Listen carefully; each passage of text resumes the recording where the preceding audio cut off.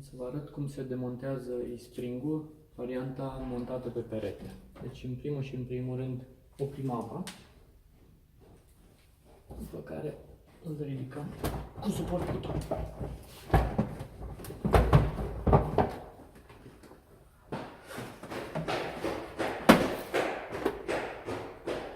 Se scoate din priză.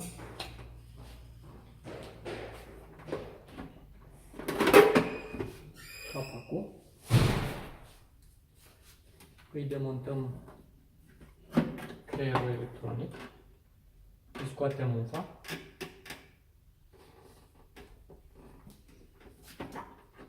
I-am scos alimentarea. Da? În momentul de față dau drumul la apă să curgă presiunea din el. Ok. Și acum se apasă pe cele două inelușe de lângă furtune și în același timp se trage de furtunul care intră. A ieșit, la fel și cu celălalt. Eventual apăsăm un pic pe furtun și ținem apăsat pe manșonul din jurul furtunașului care intră în aparat. Am scos. În momentul ăsta el se ridică de pe suport.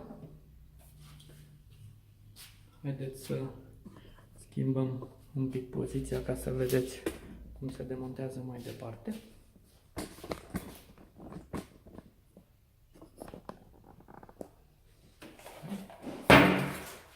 Am pus pe masă. Se rotește inelul. Se trage de acest dispozitiv care te ajută să-l scoți pentru că el are presiune. Da? Ok. Acum am scos cartușul din el. Prind cu o mână cartușul, cu cealaltă de capacul negru și rotesc în sens invers al celor de ceasornic capacul. Da?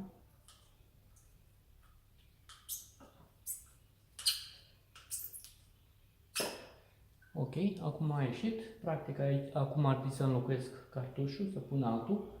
Eu nu am acum alt cartuș.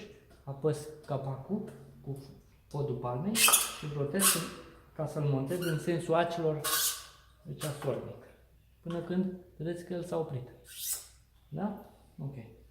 Acum el se așează cu cele două urechi, decupaje de aici în urechile din cartuș. Da?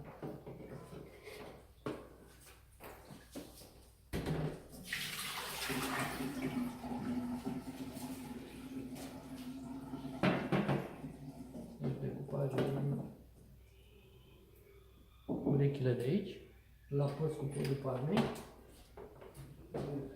să se așeze bine, după care îi pun inelul, da? Îl rotesc. Acum urmează să-l punem din nou în perete. Haideți să mutăm din nou camera.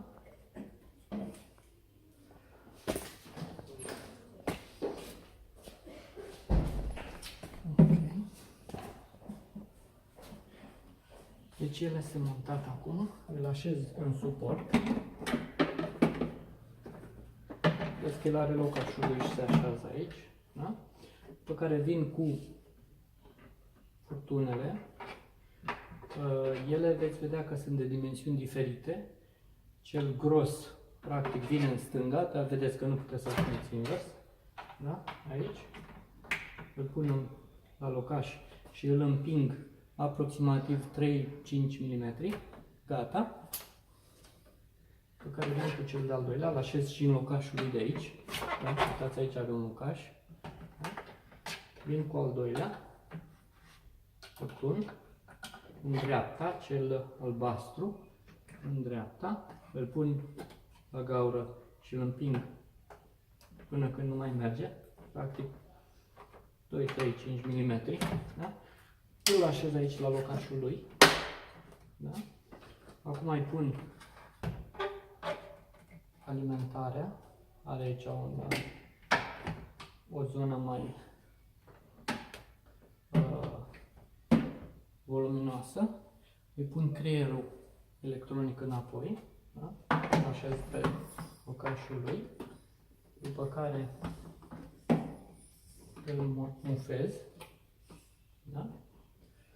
Acum îl așez la locul lui și am grijă aici să intre în carcasă, după care îi punem carcasa superioară,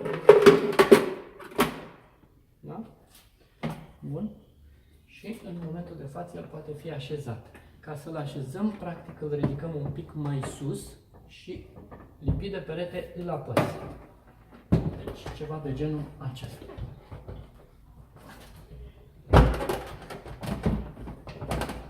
Și îl trag un pic în jos. El acum este montat. Îl bag în priză. Dăm drumul la apă. Și în momentul ăsta va scoate aerul din interior, după care, efectiv, el va funcționa normal.